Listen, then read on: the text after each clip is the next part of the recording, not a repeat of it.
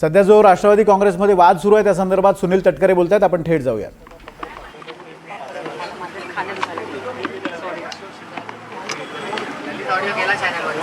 दर्शनी त्याच्यामध्ये बिलकुल काही तथ्य नाही. आम्ही जी त्यावेळेला बहिणीच्या अध्यक्षपदाची निवड करण्यासाठी राष्ट्रीय कार्यकारिणीची जी बैठक लावली ती नियमानुसारच होती. बैठकीचं कामकाजसुद्धा नियमानुसार त्या ठिकाणी झालं आणि बहिणींची निवड झालेली ही सुद्धा पूर्णपणे वैध पद्धतीची त्या ठिकाणी.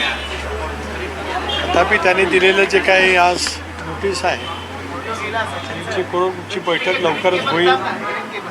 या संदर्भामध्ये आम्ही त्यांच्याकडनं सुद्धा सल्ला घेऊ, माहिती घेऊ. त्यानंतर त्या संदर्भातली पुढची कारवाई करायची असेल ती करू. ज्या व्यक्तीने ही नोटीस बजावलेली आहे ते तुमच्या पक्षाचे पदाधिकारी राहिलेले आहेत राष्ट्रीय कार्यकारिणीमध्ये. संवाद झालाय का कालपासून किंवा त्यांच्यावर काही कारवाई करण्यात आली की त्यांनी पक्षाच्या प्रमुखांना पद्धतीची नोटीस बजावली? माझा त्यांच्याशी काही संवाद नाही. इतर कोणाचा दिल्ली पातळीवरती झाला असेल तर मला त्या ठिकाणी ज्ञात नाही. आम्ही आज उद्या बसूच दोन बाबी आहेत. एक तर याची कायदेशीर वैधता तपासणं.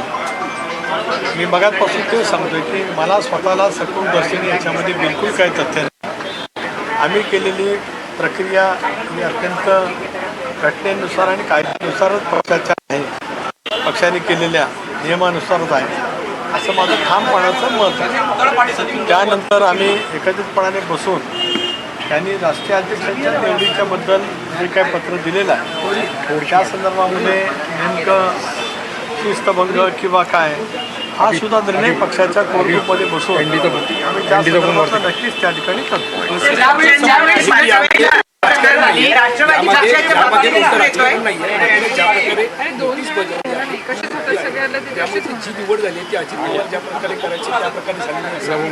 त्यांचं म्हणणं का मी ते सांगितलं ना, मी वाचलेलं आहे. सकृतदर्शनी मला स्वतःला असं वाटतं की ते तथ्यहीन आहे आणि त्याच्यामुळेच त्या संदर्भामध्ये काय पुढे उत्तर द्यावं लागेल असं मला स्वतःला काय वाटत नाही. पण आम्ही सगळेजण करून बसू आणि मग आवश्यकता वाटली तर त्या संदर्भातला कायदेशीर सल्ला घेऊ. ज्या बातमीमध्ये आतापर्यंत कागदोपत्री निवडणूक आयोगाला दिलेले कागदपत्र आणि याच्यामध्ये आतापर्यंत 3 ते 4 वेळा अशा पद्धतीचे प्रकार दिसून येत आहेत. त्यामुळे एक संशय असा बळावतो आहे की पक्षांतर्गतच कुणी काही लोक कुरघोड्या करतायत किंवा अध्यक्षांवर प्रश्नचिन्ह उपस्थित करतात. आज पक्ष एकसंघपणाने बहिणींच्या नेतृत्वाखाली देशभरामध्ये आणि राज्यभरामध्ये त्या ठिकाणी काम करतो आहे. निर्विवादपणाने काम करत असतानाच पक्षाचं जे काही काम विशेष करून संघटनेचं काम एसआरच्या बाबतीमध्ये जे पूर्णपणाने नेटवर्क आम्हाला राज्यभरामध्ये उभं करायचं होतं BLAचं, ते करण्यामध्ये पक्षाच्या वेळोवेळी बैठका त्या ठिकाणी झालेल्या आहेत. विधिमंडळ सदस्य, विधानसभा, विधान परिषद यांच्यासुद्धा नियमित बैठका आम्ही त्या ठिकाणी घेत असतो.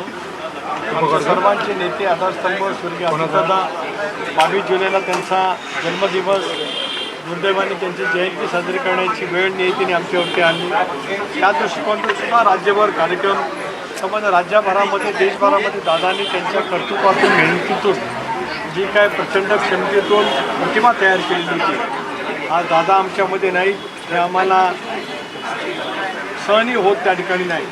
पण तरीसुद्धा 22 जुलैला तो संबंध सप्ताह आम्ही वेगवेगळ्या उपक्रमाच्या मार्फत ज्या बाबीमध्ये दादांनी अधिक लक्ष घालत महाराष्ट्राला देशाला पुढे नेण्याचा प्रयत्न केला अशी वेगवेगळे उपक्रम पर्यावरणासहित, क्रीडा क्षेत्रासहित, आरोग्य असेल, प्रशासकीय बाबीतलं असेल अशी वेगवेगळे उपक्रम आम्ही त्या सप्ताहामध्ये त्या ठिकाणी साजरे करतो.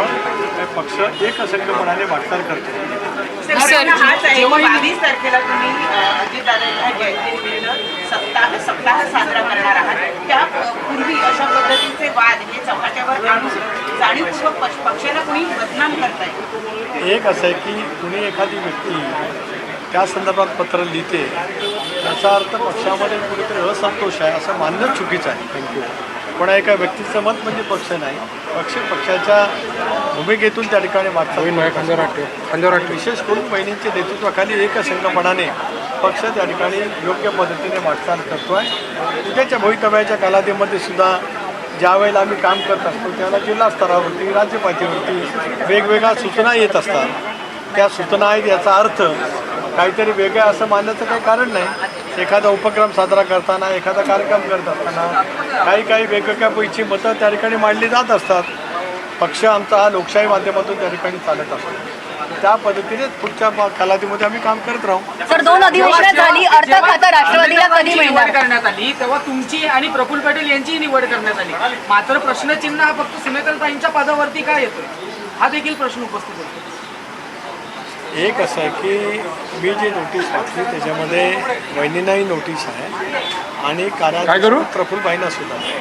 आता कोणी कोणाच्याबद्दल का प्रश्नचिन्ह निर्माण करावं त्याचं उत्तर मला देण्याचं काही कारण नाही आणि आपण मला विचारू नये असं माझी आपल्याला विनंती आहे. सर 2 अधिवेशनं झाली, पण अर्थ खातं कधी येणार राष्ट्रवादीकडे? अर्थ खातं सर कधी येणार? एक असं आहे की मधल्या